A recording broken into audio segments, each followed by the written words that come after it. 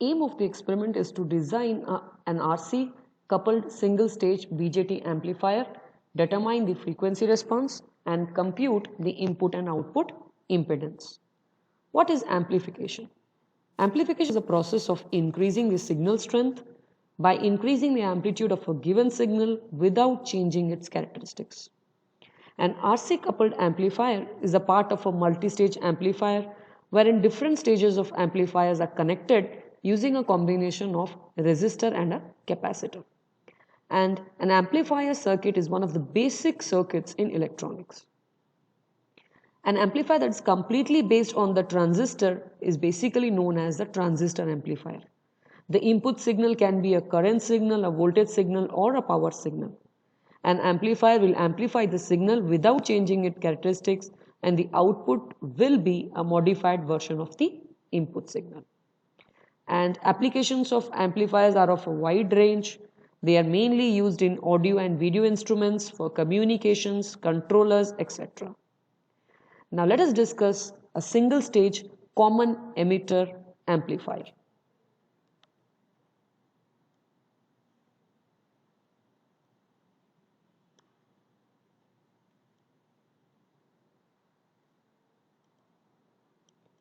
This is the circuit diagram of a single stage common emitter RC coupled amplifier. It's a simple and elementary amplifier circuit. The main purpose of this circuit is pre-amplification, that is to make weak signals to be stronger enough for further amplification. When designed properly, this RC coupled amplifier can provide excellent signal characteristics. The capacitor C1 at the input acts as a filter which is used to block the DC voltage and allow only AC voltage to the transistor. If any external DC voltage reaches the base of the transistor, it will alter the biasing conditions and it also affects the performance of the amplifier. Resistance R1 and R2 are used for providing proper biasing to the BJT. So R1 and R2 form a biasing network that provides the necessary base voltage to drive the transistor in active region. The region between cutoff and saturation is known as the active region. The region where the BJT operation is completely switched off, it is known as the cutoff region, and the region where the transistor is completely switched on is known as the saturation region. The resistance RC and RE used over here are used to drop the voltage of VCC. So the drop of the supply voltage VCC is seen across the resistor RC, which is called the collector resistor, and RE, which is called the emitter resistor. Both of them are selected in such a way that both should drop VCC voltage by 50% in the above circuit. The emitter capacitor CE and the emitter resistor RE makes negative feedback for making the circuit operation more stable. This emitter CE is also known as a bypass capacitor over here.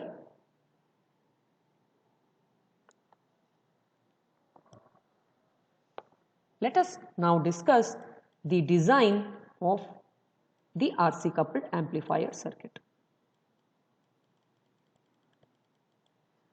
Given VCC is equal to 10 volts, so we are taking the supply voltage as 10 volts and VCE, collector to emitter voltage, as 5 volts, IC, that is collector current, as 2 milliamps, and beta is equal to 100. So beta is the gain.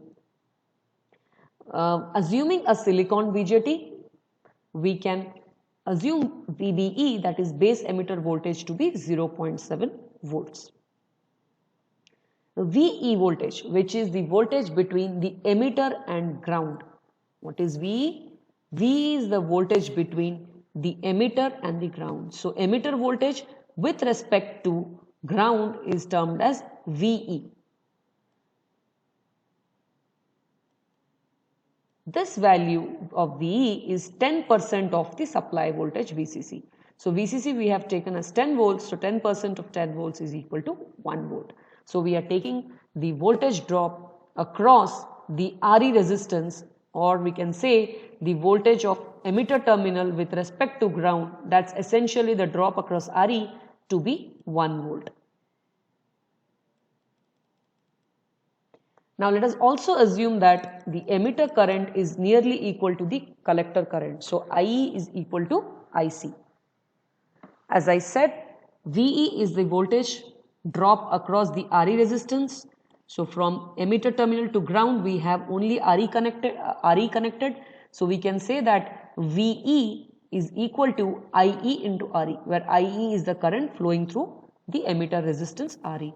So VE is equal to IE into RE, and hence we can obtain RE because we already know the value of VE, that is 1 volt, and IE we have assumed to be given data. IE is equal to, we have taken IE is equal to IC, and IC is equal to 2 milliamps. So we will be using the value of IE is equal to 2 milliamps. So 1 volt divided by 2 milliamps, so we are getting RE value as 500 ohms. So first successfully we have designed the value of emitter resistance to be 500 ohms. Now moving on, let us calculate RC, that is the collector resistance. Collector resistance can be obtained by applying KVL in the output side. So if I apply the KVL at the output side of this circuit, so supply voltage is VCC. So I will say VCC minus ICRC, that is the drop across RC resistance, minus VCE, that is voltage between the collector and emitter, minus IE into RE is equal to 0. So that's the KVL put in the output loop. So writing that equation, I can obtain RC is equal to VCC minus VCE minus VE. VE is equal to IERE over here divided by IC. So applying KVL, we can find out what is the expression for RC. Already all the other values are known before.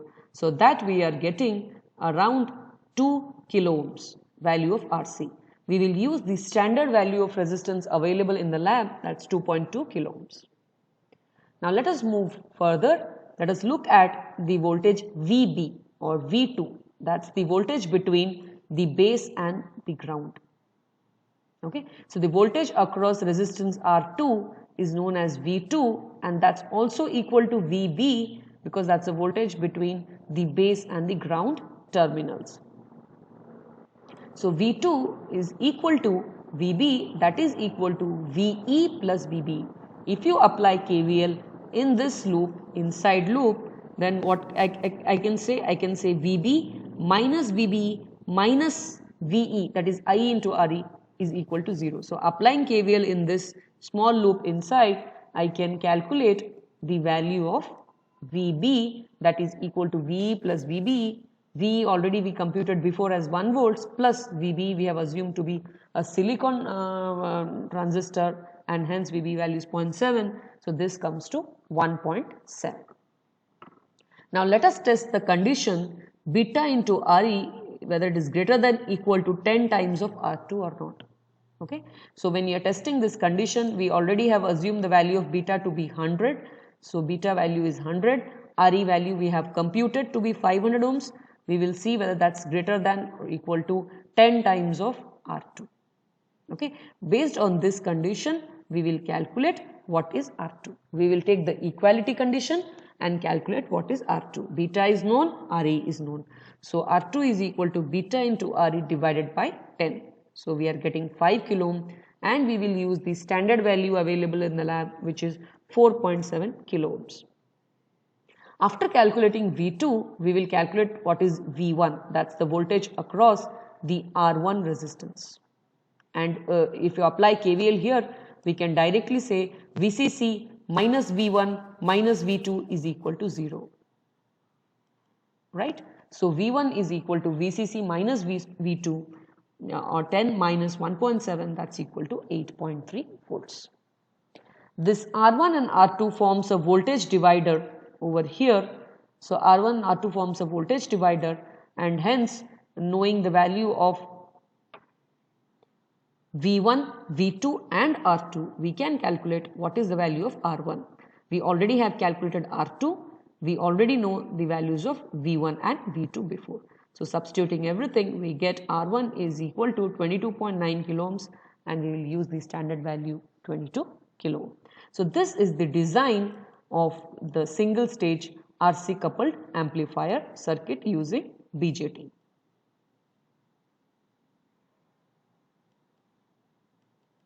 The first thing what we are going to observe is after setting up this circuit connection, we are going to determine the frequency response of this particular amplifier. So frequency response is basically the curve between the frequency and the gain of the amplifier. So we are going to vary the frequency of the input voltage. The input voltage we will keep it fixed as 30 millivolts, and frequency we are going to vary in steps starting from 100 Hz, 200 Hz, 500, 1K, 2 kilohertz and so on. So we'll keep on varying the frequency and we will record what is the output voltage. Now in case of this BJT, the output voltage with increase in the frequency, slowly the output voltage will increase, it will become constant for some time and then it will reduce. Same is the behavior shown for the gain, because gain is the ratio of output to input. Input is fixed. So the way in which the output voltage varies, similarly the gain parameter will also vary. So what we see is when we increase the frequency, initially the gain increases, it becomes constant and then it reduces. So for each value of output voltage, we can calculate the gain as the ratio of output to input voltage, that is V0 by Vi. And then we can also find out the gain in decibel units, which will be 20 log base 10 V0 by Vi. In that way, we can also plot the dB gain versus the frequency. When you look at the characteristics, we have the lower cutoff frequency and higher cutoff frequency. These are the frequencies which correspond to a gain of 70.7% of the maximum gain. So whenever the gain is 70.7% of the maximum gain, the corresponding points of frequency are known as the lower cutoff and higher cutoff frequency.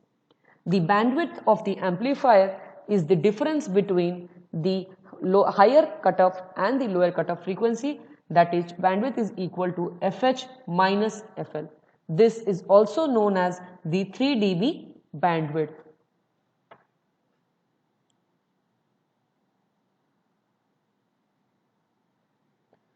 We can find out the input and output impedance of such an amplifier circuit. So we need to make the setup as shown over here. So the same RC coupled single stage amplifier, at the input side we are going to connect a decade resistance box. Initially the decade resistance box will be set to 0 and we are going to vary the input voltage, adjust the input voltage to 30 millivolts, and note down what is the output voltage in CRO, that is V0. We will note down the peak to peak value of the output, that is V0, and slowly increase the resistance of the decade box which is connected at the input in such a way that the magnitude of the output voltage is reduced to half. So the value of input resistance or the DRB resistance for which the output reduces to half of the maximum value is known as the input impedance of such an amplifier. To find out the output impedance, we will connect the DRB at the output side, you can see here in the diagram, and keep the DRB, all the knobs in maximum position. So here we are keeping the DRB resistance as maximum value and we are going to adjust the input voltage again to 30 millivolts.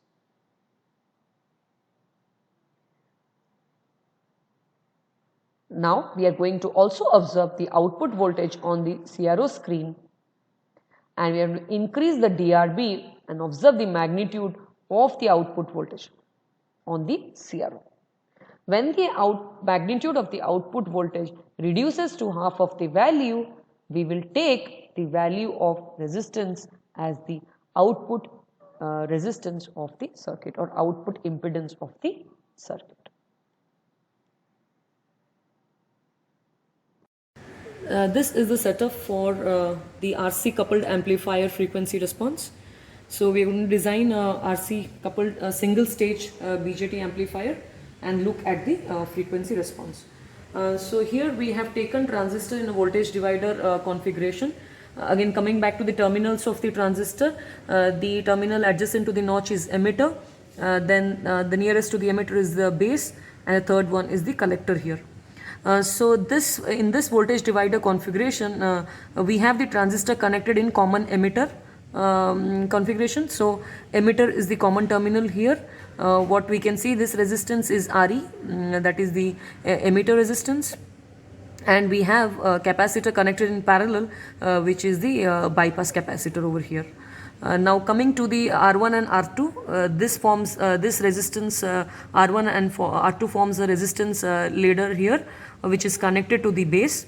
The R2 is connected to the ground terminal, so you can see this is the ground point where the CE, that is bypass capacitor, the RE emitter resistor, and R2 all are connected to the ground here. And if you look at this end, so this is your R1 as well as the collector resistance RC, which is connected. So this is the collector terminal. So to this end where both R1 and RC are tied, we have given the supply voltage here. So supply voltage we have given around 9.9 volts. So this is the positive point, and the negative of the supply we have connected to the ground. So that's your VCC. Now coming to this capacitor which is connected between at this particular point R1 R2, this is known as the input coupling capacitor. Similarly, while taking out the output, also we have coupling capacitor, which is the output coupling capacitor connected to this particular terminal. We will be giving the input signal or connecting the input signal between at this particular point to the base terminal. So between the base and the ground we have taken a signal generator. So this is a CRO probe, sorry, it's a probe. So with this crocodile probe we have connected the input positive to this point and the negative to ground. So that's the input signal which is fed from a signal generator, and the output is taken across the collector. So this is connected between, you can see a probe is connected between the collector terminal and the ground, and that is connected to your display unit over here, which is a CRO, cathode ray oscilloscope. So what are we going to do here is, so with the transistor being biased with this supply voltage of 10 volts, we have also fed AC signal at the input where R1 and R2 are connected to the base terminal. So we are going to slowly increase the frequency of this particular sine wave. So we will set the waveform shape to sine, and we are going to change the frequency of this input signal and look at what happens to the output. So the output signal, both the input and output signal we can see in the CRO. There are two channels. So to both the channels we have fed the input and output. So now what I will do is slowly increase the frequency in steps, starting from a few hertz, 2 kilohertz, and then we'll move to megahertz region. Okay, because already transistor acts as an amplifier. So what we are going to see is we are going to give a very minimal magnitude input and check what is the amplified output collected at the collector end. So I will slowly increase the now coming to the CRO also. So before we start, let us look at what is the magnitude of input fed to this particular circuit. So we have given, I have connected the input to channel 1 and the output to channel 2, and the settings of the volts per division knob, as you can see here, that is at channel 2 I have connected the input. So here the setting is 0.1 volts, and you can see the signal is occupying around 3 big divisions over here, so which is 3 multiplied by 0.1, so that's 0.3 volts. So that's the minimal magnitude signal which is fed as an input signal. So that is fixed. We are not going to change here. We are not going to change the amplitude of the input signal. We can control the amplitude by using this particular knob. So what we are going to do is we are only going to change the frequency and look at how the output voltage varies with change in input frequency. So the one which is connected to channel 1 is your output signal here, which you can see below in the screen. Okay, and the volts per division setting for that is 2 volts per division. So that means one big box, what you can see here is 2 volts, and at this particular stage when the input is 0.265 kilohertz, that means 265 hertz frequency input when we have fed, the output is 2 into 2, because 2 divisions multiplied by volts per division is 2, so 4 volts. So we have given a 0.3 and we are getting around 4, slightly less than 4. That's the amplified. The beta for this particular transistor what we have used is 100, so we are getting around that part of the amplification. So beta is 100, so input gets multiplied by 100 times and appears at the output. So we will slowly increase the frequency, and let us look at focus only on the second waveform, which is my output signal. Input is fixed, so I am not touching the input amplitude at all. What I am going to do is only change the input frequency. So I have changed, and you can see now when I slowly move and increase the frequency of the input signal, the output is slowly increasing, the output voltage is increasing, right? You can see here the output has increased now. Now I'll switch to the next. So I have gone up to 3 kilohertz. I'll move to the next level. So I had gone, then I am slowly increasing the frequency, and there is no change here. The output voltage is constant, it is fixed. So first initially it increased and then it has become constant. Now in this range it is still constant, no change. And then I will move to the next higher frequency range. So next it is constant, not changing, it's still constant, and it is constant, and slowly now just focus on the lower waveform, and now you can see the voltage has decreased. So this is how the gain versus frequency plot would be taken. Again, at any point can be calculated by taking the voltage of the output divided by the voltage of the input signal. So what we have seen that with frequency, initially the output voltage increases, then becomes constant and then falls. So that's the overall frequency response of a BJT amplifier. The way we have already checked the frequency response of the single stage RC coupled amplifier using BJT. Now let us look at how to compute the output impedance of this particular circuit. So what are we going to do? Already the circuit is connected, and we can see the output voltage which is taken across the collector ground point. So at the collector, the positive connected to the collector and the negative connected to the ground, we have checked the output in the CRO.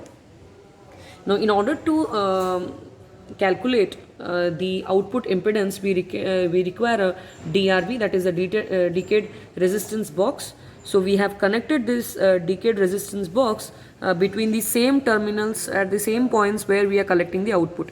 That means the one end is connected to the collector terminal, the other end is connected to the ground. Now as this resistance box does not have any polarity, so you can connect either of these two ends to the circuit. So after connecting that, the first step is we have to keep all these knobs. Now you can see in the decayed resistance box, this scale varies from 0 to 10 and it's multiplied by 100 kilo ohm. So if I keep the knob at 10 the way it is here now, so it would be 10 multiplied by 100 kilo ohm. So that's how it is. So this is this knob is scale values multiplied by 10k, this is multiplied by 1k, this is multiplied by 100 ohms, and this is multiplied by 10 ohms, the last one multiplied by 1 ohm. Okay, so all the knobs, in order to calculate the output impedance after connecting the decayed resistance box, all the knobs should be at maximum position. You can see here I have kept all the boxes, all these knobs at 10, okay, at the scale of 10 over here. Keeping everything maximum, we get the maximum voltage on the CRO. Now what I am going to do, I will vary the decayed resistance box knobs in such a way that this output voltage falls to half of its value. Now if you look at the current value, it is around 3.6 divisions it is occupying, and volts per division is 1 volt, so essentially it is 3.6 volts. So I have to vary the decayed resistance knobs in such a way that this value falls to half of 3.6 volts. Okay, so what I would do is, these are higher values of the resistance, that is multiplied by 100 kilo ohm and multiplied by 10 kilo ohm. I will reduce it. I will reduce it to 0.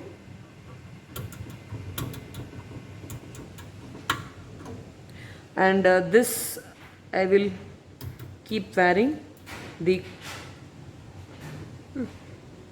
then I will, so now if you look at the waveform, we are getting around 2.1, so little reduce further.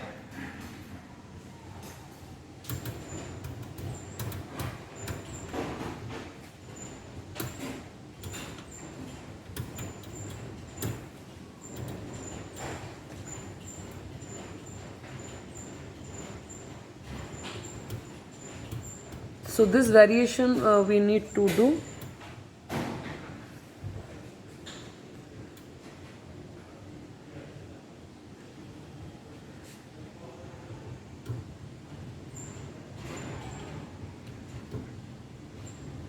So now you can see that it's almost come to 1.4 touching 1.5, so which is almost half the value of what we have seen. And if you look at the decayed resistance box readings now, the first three knobs are at 0.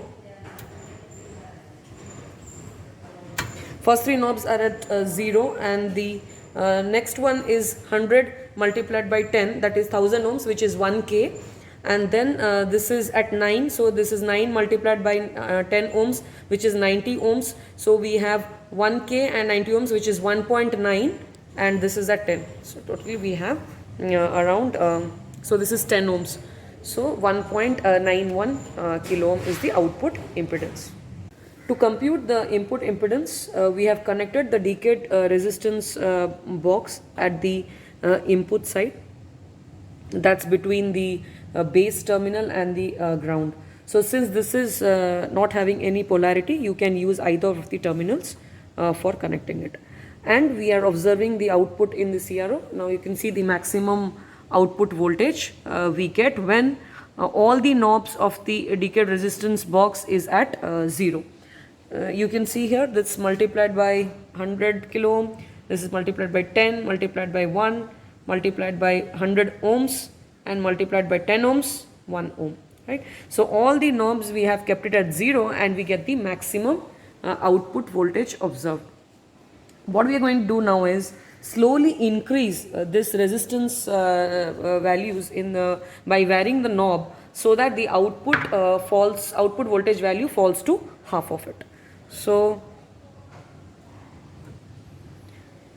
now you can see we are getting almost half the value of the voltage. So earlier it was around 3.6, and now we are getting around 3.6, 3.8, around 1.6 we are getting here, which is half of the value of the previous the total output, maximum output what we have observed.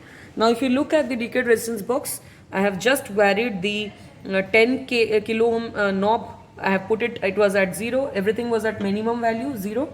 What I have done, I have put it at 1, so this gives you 10 kilo ohm. So 1 multiplied by 10, 10 kilo ohm. Remaining all the knobs are at 0. So we are able to measure the value of input impedance as 10 kilo ohm.